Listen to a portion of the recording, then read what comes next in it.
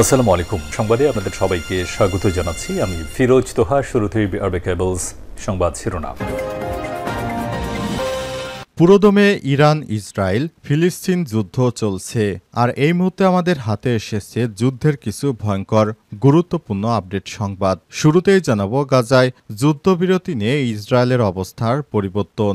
গাজায় যুদ্ধবিরতি নিয়ে নিজেদের অবস্থান থেকে সরে এসেছে দখলদার ইসরায়েলি বাহিনী। দেশটি ফিলিস্তিনের স্বাধীনতাকামীদের সংগঠন হামাসের সঙ্গে যুদ্ধবিরতির বিষয়ে কিছুটা নমনীয় হয়েছে। আজ টাইমস অফ ইসরায়েলের এক প্রতিবেদনে এই তথ্য জানানো হয়েছে।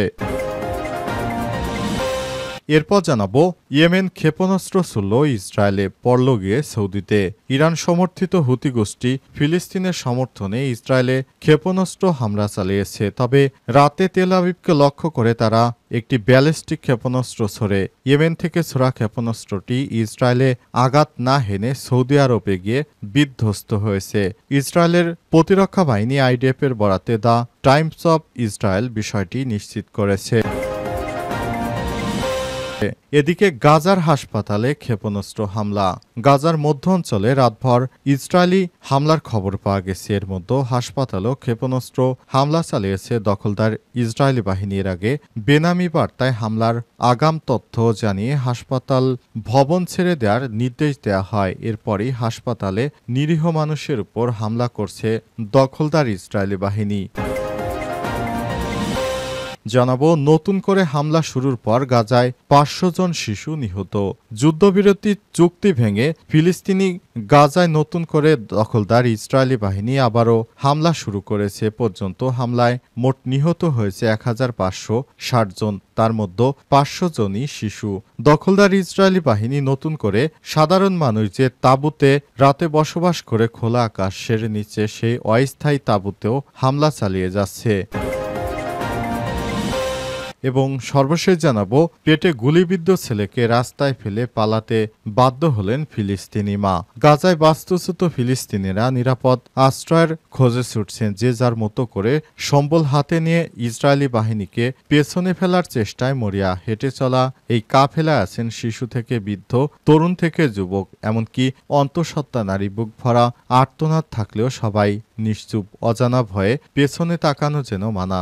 এবার নিজের গুলিবিদ্ধ ছেলেকে রাস্তায় ফেলে পালাতে বাধ্য হলেন এক ফিলিস্তিনি মা।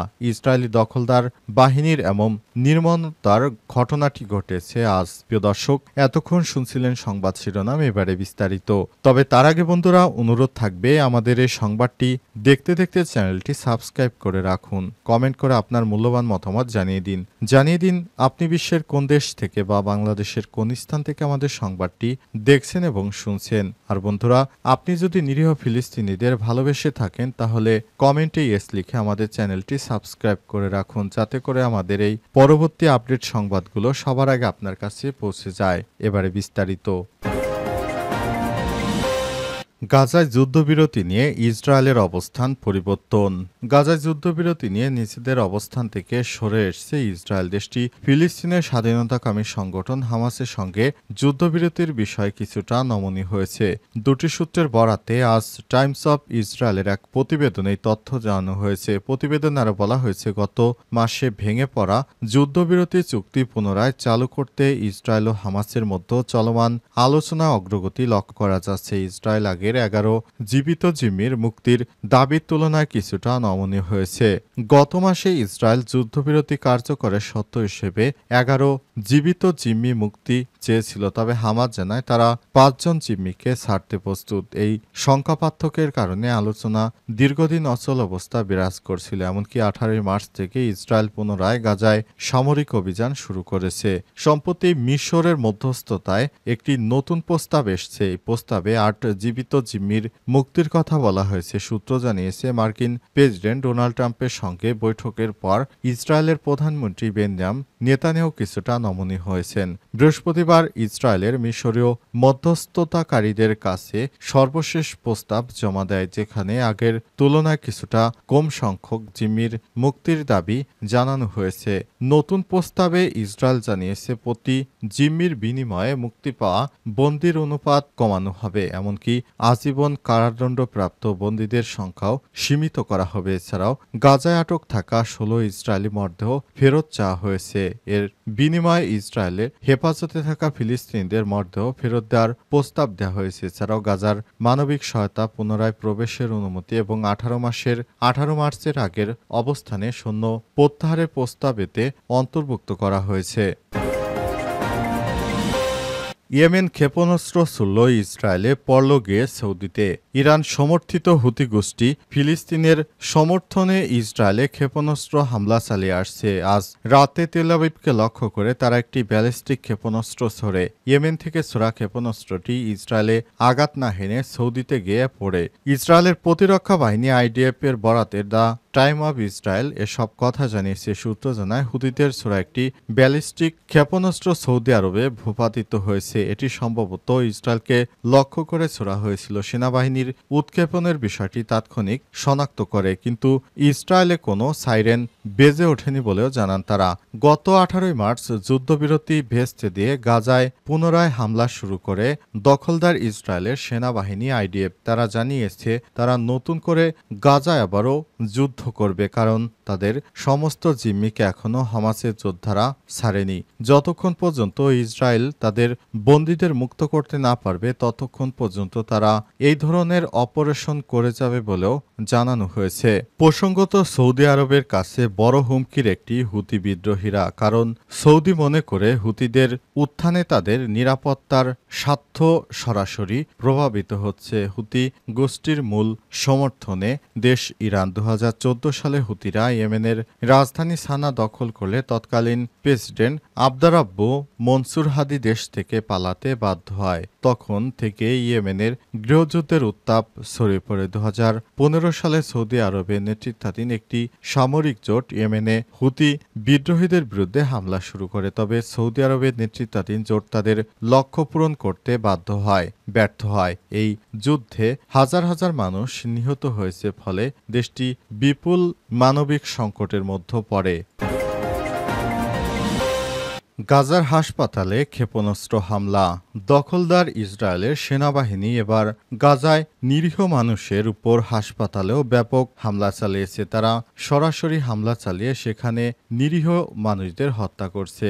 দখলদার ইসরায়েলের সেনাবাহিনীরা গত ১৮ তারিখ থেকে গাজায় যুদ্ধবিরতি চুক্তি লঙ্ঘন করে তারা ব্যাপক হারে হামলা করে। তবে দেখা গিয়েছে গাজার বিভিন্ন এলাকা ঘুরে সেখানে তারা তাদের সেনাবাহিনী মোতায়েনের পাশাপাশি সাধারণ শরণার্থীদের শিবিরেও তারা ব্যাপক হামলা চালাচ্ছে। এই হামলার ফলে আবারও নিরীহ মানুষ মারা যাচ্ছে। এমনকি গাজায় তারা সব ধরনের ত্রাণ পৌঁছানোর রাস্তা করিডর সব বন্ধ করে দিয়েছে। কারণে দখলদার ইসরায়েলি বাহিনীর কারণে বর্তমানে গাজার অবস্থা খুবই ভয়াবহ হয়ে উঠেছে।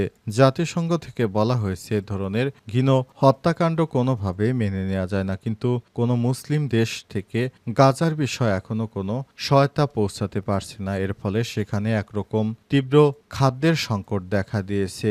অনেক জায়গায় দেখা গিয়েছে সেখানে সাধারণ মানুষেরা ঘাস লতাপাতা খেয়ে তারপর জীবন ধারণ করছে।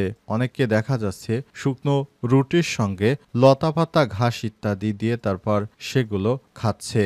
এমন এক মর্মান্তিক অবস্থা বর্তমান গাজায় অবস্থান করছে, এ যেন বেঁচে থাকার পরও এক নরকের যন্ত্রণার সমতুল্য।